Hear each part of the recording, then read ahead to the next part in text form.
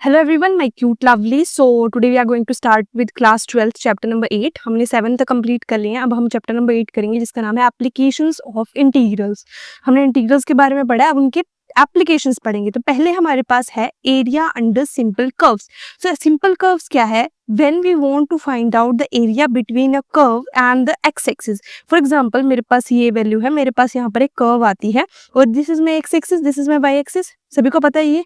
तो ये मेरी x-axis है, मेरी y-axis है. तो ये जो कर्व है, तो हम क्या करेंगे? एरिया फाइंड आउट करेंगे किसमें? एरिया बिटवीन अ कर्व और and the x-axis from one x value to another. मतलब ये तो एक एक्स वैल्यू से दूसरी एक्स वैल्यू तक. मतलब अगर ये यहाँ ऐसे है तो यहाँ पर कर्व कहीं ना कहीं होगी. तो मतलब यहाँ से लेकर यहाँ तक जो हमारी वैल्यू है, जहाँ तक ये जाती है, तो वहां तक हम करेंगे इसका एरिया फाइंड आउट करेंगे. सो जो एरिया होता है, this area is found using integration. तो हम क्या करते हैं? इंटीग्रेशन यूज करते हैं. आपको पता है इंटीग्रल्स क्या होता है? इट्स नॉट इंटीग्रेशन यूज करते हो. इंटीग्रेशन को आप ऐसे रिप्रेजेंट करते हो, थोड़ा सा स्नेक वाइज, थोड़ा सा.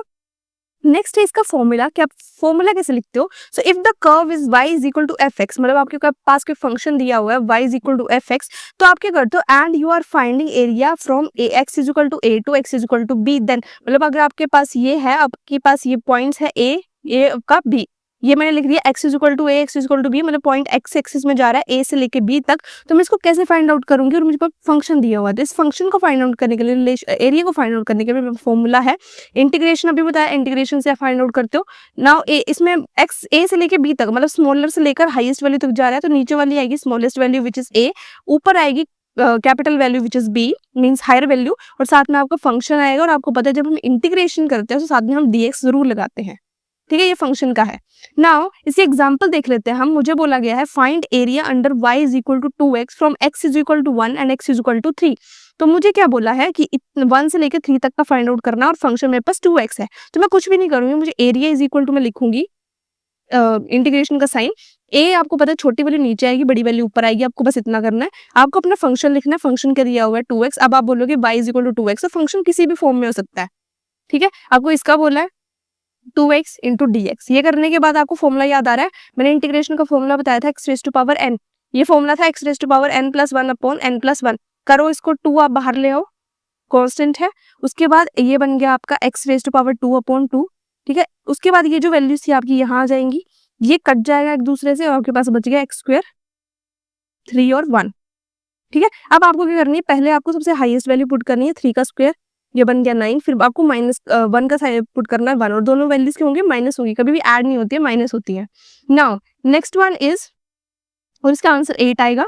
Now the second part is area between two curves. अभी हमने देखा था सिंपल कर्व्स के लिए, अब हम देखेंगे एरिया बिटवीन टू कर्व्स के लिए. तो यहाँ पर जो हमारे पास वैल्यू है, we use integration to find the area between two curves on a graph. मतलब जब हमारे पास, फॉर एग्जाम्पल मेरे पास ये है, या मेरे पास ये वैल्यू है, ठीक है, या फिर मेरे पास ऐसे करके कोई कर्व है, ये मेरे पास एक करके कर्व है, कैसे भी कर्व हो सकती है.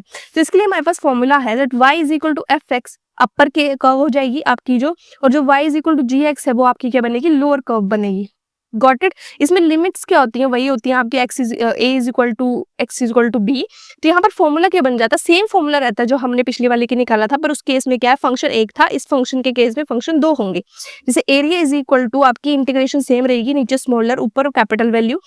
एफ एक्स तो रहेगा ही रहेगा बिकॉज फंक्शन है, बट साथ में ये फर्स्ट वैल्यू, ये आपकी अपर वैल्यू है, इसके साथ आपकी लोअर वैल्यू भी होगी, क्योंकि अब हम 2 कर्व्स के साथ काम कर रहे हो, dx आएगा. Got it? Now this gives the vertical distance between the curves summed over the interval. Got it? I think I am explaining in a very easy way. Okay, now इसमें example देख सकते हो. आपके पास दिया हुआ है कि find area between y is equal to x plus 1 and y is equal to x plus 2. Okay, sorry, y is equal to x square. So from 0 to 2. अब आप देख सकते हो इस केस में मैंने अपर जो लिया है वो मैंने ये लिया है, और जो मेरी स्मॉलर वैल्यू है वो ये वाली वैल्यू है. ओके, इस केस में हमने पुट किया area is equal to integration. क्या बताया था हमने? 0 से 2. जो वैल्यू हमारे पास स्मॉलर है वो नीचे जाएगी, जो कैपिटल है वो ऊपर जाएगी. साथ में पहली वैल्यू जो कैपिटल है मेरे पास ये वाली, सॉरी अपर केस में है, वो वैल्यू पहले आएगी माइनस एक्स स्क्वायर dx. ये हो गया. अब इसको इंटीग्रेट करने के बाद आपको इसको खोलने आता है, मतलब ओपन करने आता है. बहुत इजी है. पहले आप x प्लस 1 करो, ये माइनस हो जाएगा, माइनस का माइनस साइन रहेगा. इसको आप जब ओपन करोगे तो मतलब आप आगे भी कर सकते हो, minus x square plus x plus 1.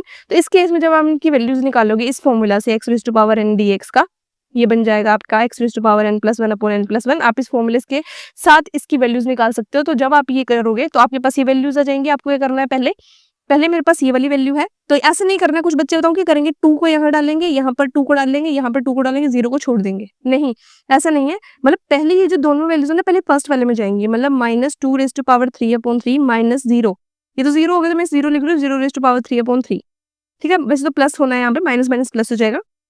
Next है, फिर आप प्लस करोगे, फिर इसकी वैल्यूज लिखोगे, 2² माइनस 0², ठीक है। ये हो गया आपका। फिर आप ऐसे नहीं करना है कि पहले 2 की लिख दी फिर 0 की लिख दी, ऐसा कैसे नहीं होता है।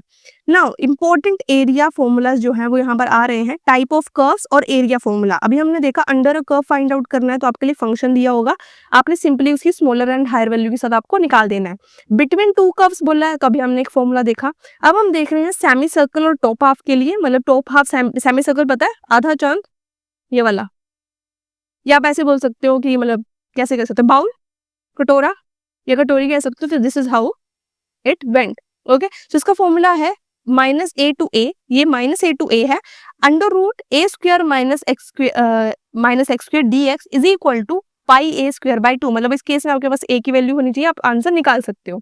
नेक्स्ट है एलिप्स, जिसका फुल एरिया का फॉर्मूला होता है πab, ठीक है। अगर पाई को किसी को वैल्यू पता नहीं है तो इसकी वैल्यू होती है 22/7, या तो होती है 3.14। ओके, आप कोई भी वैल्यू यूज कर सकते हो।